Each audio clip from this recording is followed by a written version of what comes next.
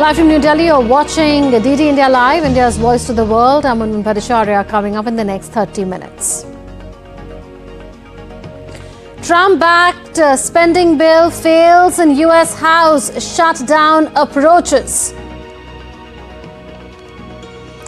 Volodymyr Zelenskyy says U.S. and Europe must work together to secure peace in Ukraine. At least 35 children killed in Nigeria's school fair stampede. And in cricket, India beat West Indies by 60 runs in the third Women's T20 International Clinch Series 2-1.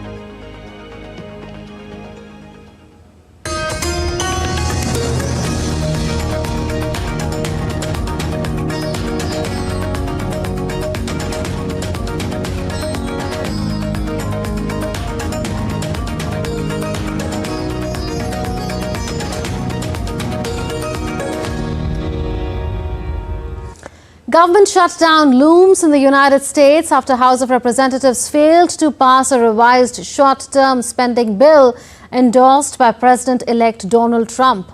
The bill needed a two-thirds majority in the House to pass, but lawmakers rejected it with 174 in support and 235 against.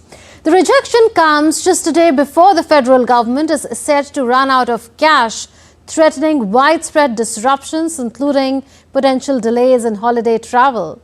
The bill, which resembled a previous version that Trump and Musk had criticized, included provisions to fund the government until March, when Trump will officially take office and Republicans will control both chambers of Congress. It also proposed $100 billion in disaster relief and aimed to lift debt ceiling for 2 years.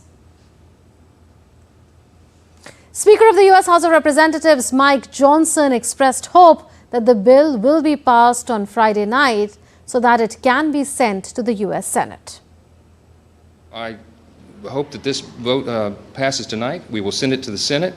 We will extend funding, and we'll come back, and we will have the America First agenda come in roaring in January for the American people. Thank you so much. Now let's understand what may happen in the United States, where most of the non-essential services are going to be affected in case of a shutdown, which means pay for most of the workers will be delayed, while the U.S. Constitution specifies that the president continues to get paid. Now, what is the debt ceiling? Borrowing by the federal government when it runs a deficit limit on debt ceiling set by the Congress. Currently, that limit is $31.4 trillion US dollars, and the current stopgap bill is due to expire on December 20th. So what happens in case of a government shutdown? Under the Anti-Deficiency Act, federal government cannot spend without the Congress's approval. If the Congress fails to enact 12 annual appropriation bills, it will cease all non-essential functions, and that is called a government shutdown.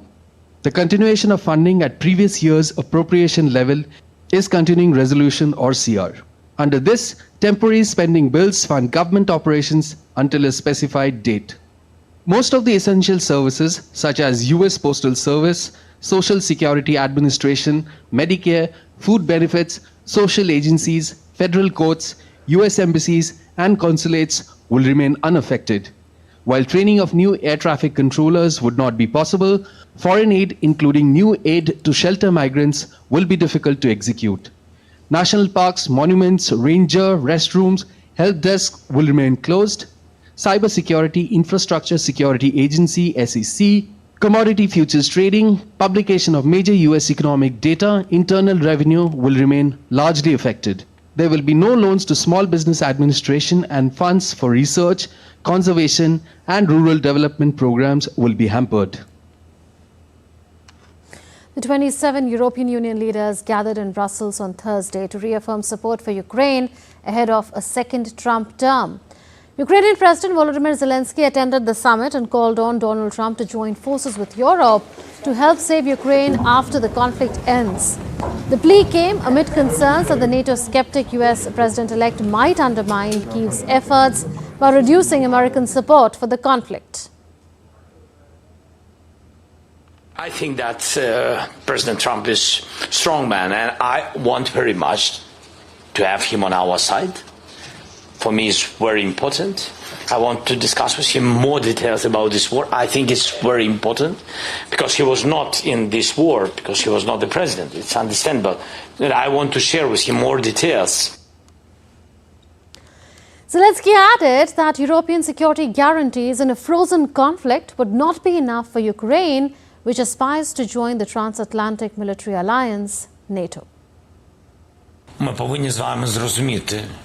We must understand with you that we cannot live with a frozen conflict. When it comes to a ceasefire in any conflict, in any war, people know what will happen after, how it will all end. We need to know what tomorrow is in order to make a ceasefire today. Otherwise, you are going to create a frozen conflict, and that's it. And that's why Ukraine needs security guarantees, a strong position of Ukraine and security guarantees. Of course, Ukraine wants the war to end. Meanwhile, the European Union announced an additional 30 billion euros of financial support to Ukraine in 2025 after meeting with EU leaders in Brussels. We will implement the 15 sanctions package against Russia we approved this week. This package closes loopholes and limits circumvention and especially targets the so-called shadow fleet. Second, we have already delivered about 130 billion euros of financial support, and we will deliver an additional 30 billion euro in 2025. Russian President Vladimir Putin emphasized that Russia needs a long-term peace and not a ceasefire in Ukraine on Thursday. At his annual press conference in Moscow, Putin said Russia has no preconditions for starting negotiations with Ukraine, emphasizing that the country is ready to engage in talks. He added the Ukraine operation had seen major changes as Russian soldiers are progressing towards accomplishing their primary goals, making advances on the battlefield. While Ukrainian forces, he said, are continuously retreating and unable to hold their positions. Turkish President Tayyip Erdogan met with Iranian President Masoud Pezeshkian, Egyptian President Abdel Fattah al-Sisi and Pakistani Prime Minister Shehbaz Sharif on the sidelines of a D8 summit on Thursday. Erdogan discussed the developments in Syria as well as bilateral relations with all three countries' leaders. He also discussed with Sisi increasing cooperation between Turkey and Egypt to help Gaza. Egypt is hosting the summit of the D8 Organization for Economic Cooperation, which also includes Bangladesh, Indonesia, Malaysia, Nigeria, Turkey and Pakistan. The D8 was established in 1997 to improve cooperation between countries stretching from Southeast Asia to Africa. New French Prime Minister François Bayrou on Thursday said he hoped to name a government to lead the country out of its political quagmire at the weekend or by Christmas at the latest.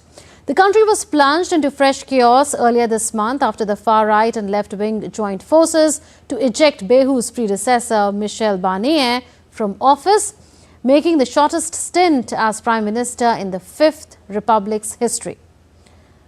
Veteran former Justice Minister Bayrou's cabinet picks will have to negotiate now the divided parliament that brought down Barnier, whose time in office foundered on his minority administration's failure to pass a state budget. A centrist ally of President Macron, Bayrou is tasked with succeeding where Barnier failed.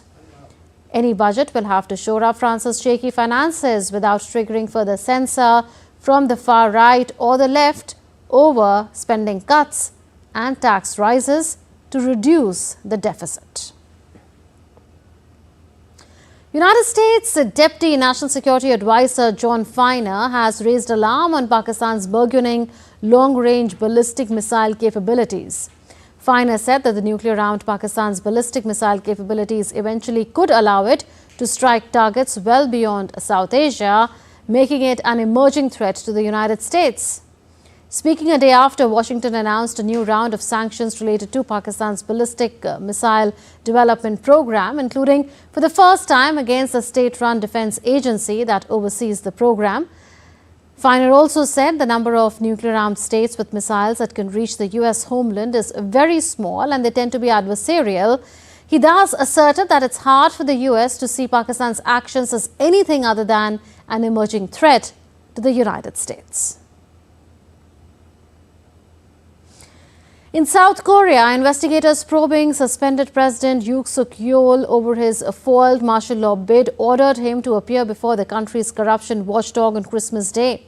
The hearing at the Corruption Investigation Office is scheduled for 10 a.m., that is 1 GMT, on the 25th of December. If Yoon shows up, he will become the first sitting South Korean president to appear before an investigative agency. Yoon failed to attend a hearing he was summoned to on Wednesday and gave no reason for his absence.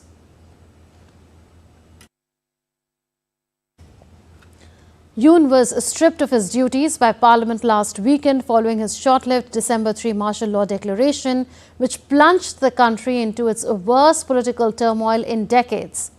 Yoon faces impeachment and criminal charges of insurrection that could see him jailed for life or even face the death penalty over a drama that stunned democratic South Korea's allies around the world. He is being investigated by prosecutors as well as a joint team of police, defense ministry and anti-corruption investigators. A stampede at a school fun fair in the southwestern Nigerian city of Ibadan has killed 35 children and seriously injured 6 others.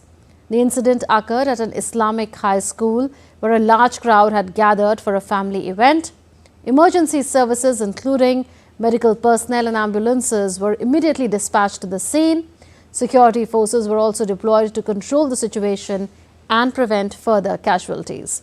8 persons have been arrested, including the main sponsor of the event. Oyo State Deputy Governor Bayo Lawal said that the government will dig deeper into this incident as a probe has also been opened into the stampede. And from immediate inquiries that I have made, the security agencies said they were not contacted at all, the police, but the resultant effect of this very careless act is the huge death that we have recorded, unfortunately, and avoidably too. Nigerian President Bola Tinubu on Thursday expressed profound sadness and offered his heartfelt condolences to the grieving families over the tragic incident. Nigeria has seen several deadly stampedes in recent months. In March, 2 students died and 23 were hurt after being crushed in central Nigeria. Later that month, another stampede killed 4 women in the northern city of Bauchi, where members of the crowd pushed to get hold of the money, causing a stampede as Nigeria grappled with its worst economic crisis in a generation. California has declared a state of emergency as a severe case of H5N1 bird flu has been confirmed. This is the first severe case linked to the virus reported in the United States. A patient has been hospitalized with a severe case of avian influenza A virus infection in Louisiana on the 13th of December. It was found that the patient had contact with the sick and dead birds in backyard flocks. Also, this is the first case of H5N1 bird flu linked to exposure to a backyard flock in the United States. The authorities have not found any person-to-person transmission in this case yet. A total of 61 human cases of bird flu have been reported in the United States since April 2024.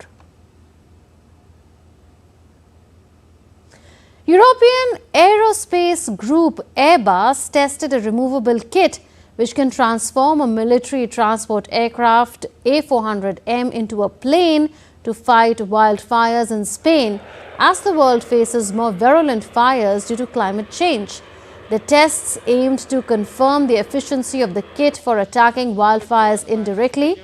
The kit can drop over 20 tons of water or retardant into a fire, A tank and 2 discharge pipes that are installed in the cargo can be added in any of the 100 A400M transport aircraft already flying and be used as a complement to the job of the brigades fighting fires.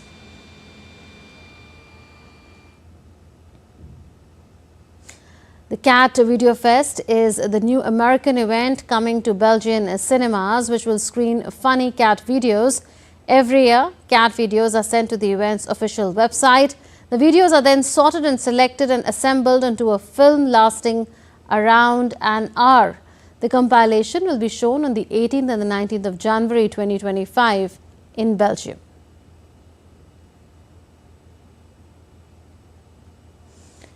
Danana Loony, who developed kidney failure due to pregnancy complications, became one of the latest patients to undergo a xenotransplant in November 2024, receiving a genetically modified pig kidney at NYU Langone Health.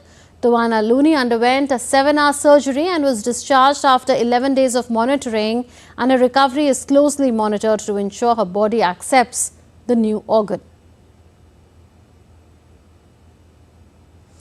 A Chinese ice sculptor, Zhang Xin, has dedicated his life to creating vivid artwork in China's ice city of Harbin. He is transforming Harbin into a winter fairy tale land as Harbin marches to take advantage of its ice and snow tourism.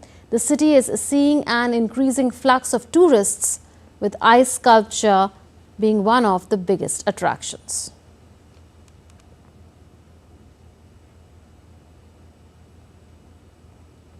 We'll take a breather at this point in time, but more news on the other side. Stay tuned.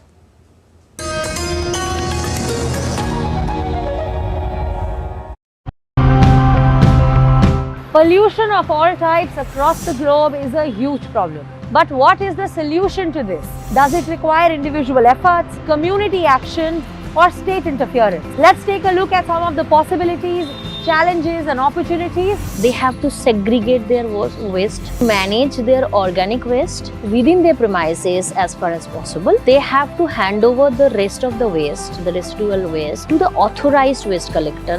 When the local administration saw what I had done, it decided to build the drainage system you see here, connecting the whole area to it. Trees are our lifesavers. They give us oxygen, and it's unfair to harm them by hammering iron nails into them just for the sake of ads.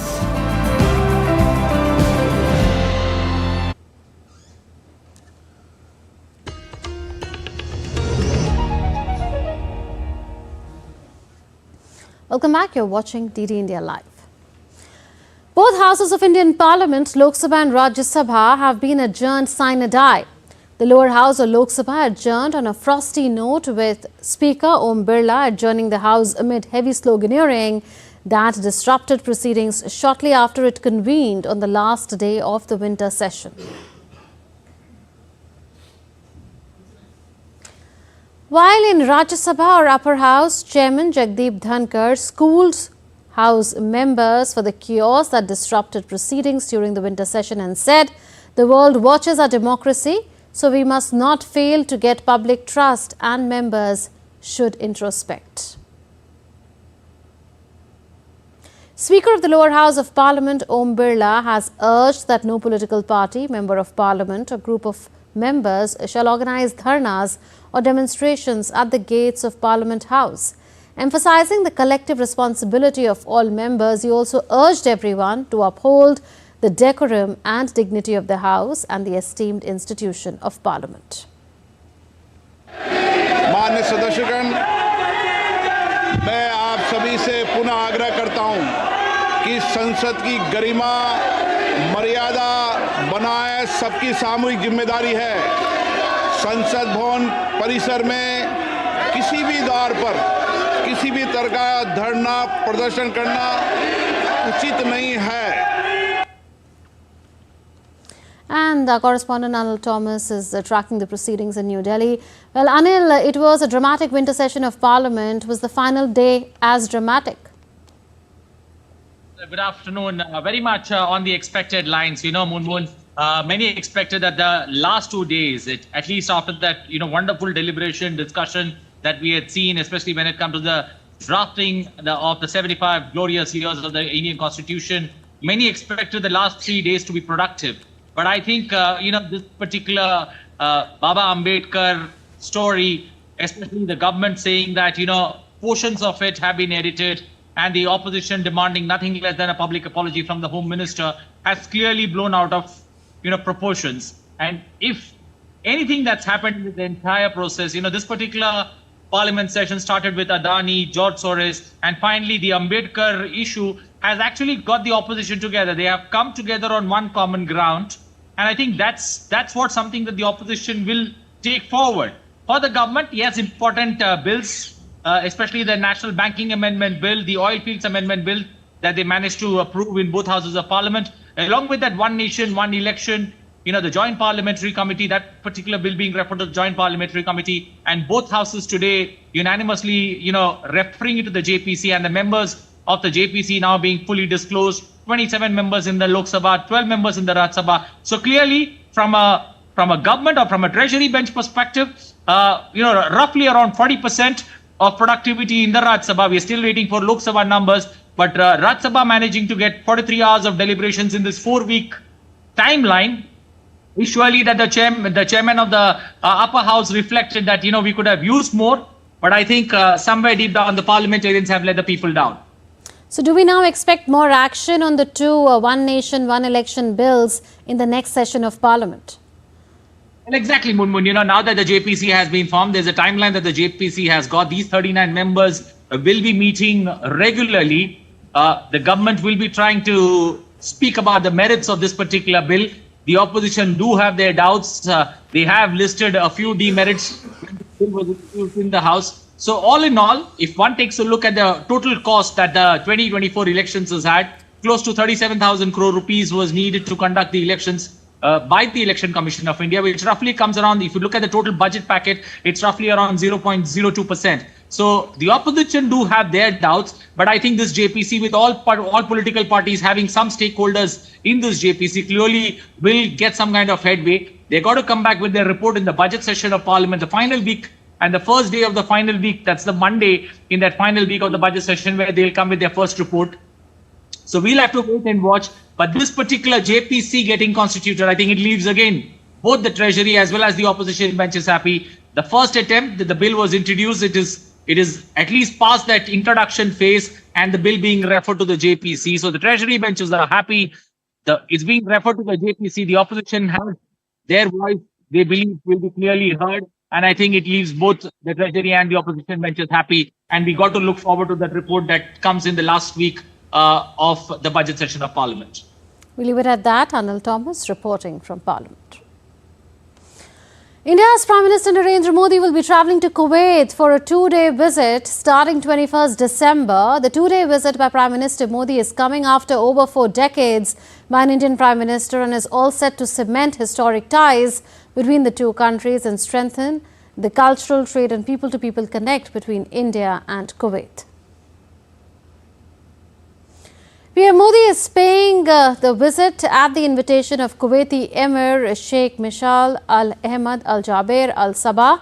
During the visit, PM Modi will hold discussions with the leadership of Kuwait and will also interact with the Indian diaspora. Akshay Dongra, correspondent, is joining us now from Kuwait City. Akshay, Indian Prime Minister will be visiting Kuwait after 43 years. What could it mean for India-Kuwait ties? Well, this is going to be a historic visit, Munmun, in several aspects. When we talk about the kind of gap that has been as far as the visit by an Indian Prime Minister is concerned, it has been over 4 decades. In fact, 43 years back, the last Indian Prime Minister had visited Kuwait, and there has been a sort of a gap of over 4 decades where no Indian Prime Minister had visited the country. Now, Kuwait is a very important country for India. In fact, India is also a very important trading partner for Kuwait as well. We have been in Kuwait City, we have been walking around, going to different places, talking to people. The diaspora is clearly very excited with this particular visit. Made in India is also a huge element as far as this visit is concerned and the relations are concerned. Several shops, several articles that we have seen here in Kuwait have been manufactured in India and have been imported by Kuwait from India. The trade currently stands at about $12 billion, with India importing about $10 billion worth of crude oil and other energy resources from Kuwait. And Kuwait also, the trade between India and Kuwait, in fact, the exports of India to Kuwait have touched $2 billion for the first time ever. We can see the trajectory of trade going upwards, and that is why it becomes extremely important for the Indian Prime Minister to once again reaffirm the trade and the friendship that the people of India and Kuwait have had for centuries and not decades. In fact, even before the discovery of oil in the country, India and Kuwait had been trading partners. In fact, Kuwait had been exporting Arabian horses. Kuwait has been exporting other things like dates and the articles that they have been manufacturing to India. And in fact, they have been taking timber and other resources from India as well. This is before 1960s, and before 1961, the Indian rupee was also the legal tender here in the country. So the friendship has been there for centuries. The trade has been there for centuries, and there has been people-to-people connect as well that has been very strong between the two countries. In fact, the Indian diaspora formed the largest expat community here, with over 1 million people from Indian diaspora living and working in Kuwait, forming a living bridge between the two countries. And this visit by the Indian Prime Minister is going to reaffirm that friendship, cement the ties between the two countries. Also, when it comes to the energy trade between the two countries, Kuwait is the 6th largest supplier of crude oil to India, 4th largest supplier of LPG to the country, and that is why it becomes extremely important for India's energy security as well to once again strengthen the relation between the two countries. Leave it at that. Akshay Dongre reporting from Kuwait City. In a tragic incident in Jaipur, 7 people died and 40 others suffered severe burn injuries after a truck carrying LPG gas collided with several other vehicles and led to a massive fire on Friday morning. According to the police, the fire broke out at around 6:45 a.m. after the chemical in the tanker spread following the blast in the vehicle. More than 40 vehicles and a pipe factory situated on the highway also caught fire. The highway has been closed due to the blast and fire.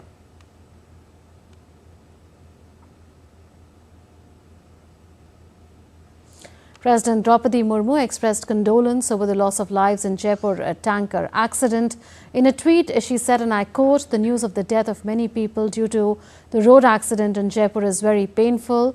My deepest condolences to their families. I pray for the speedy recovery of those injured." On to sports news now. In women's cricket, India defeated West Indies in their 3rd T20 match in Mumbai on Thursday night to clinch the series 2-1. Smriti Mandhana and Richa Ghosh's 50s along with Radha Yadav's 4-wicket haul propelled India to the win. Top batters' quick-fire knock and handy cameos by Jemima Rodriguez and Raghvi Bisht saw India score a mammoth target of 217. Meanwhile, West Indies finished on 157 for 9 in 20 overs to hand India a 60 runs victory. India's public broadcaster Prasar Bharati has recently launched Waves, entering the field of OTT platforms. Waves provides a complete infotainment ecosystem to digital media and OTT audiences. So if you want great content for free, then download Waves today. That's all in this edition of DD India Live, but do share your thoughts with us on the news of the day. We'll be back with more news as it breaks here on DD India. This is Munmun Bhattacharya from all of us here in Delhi. Thanks for watching DD India Live. Namaskar.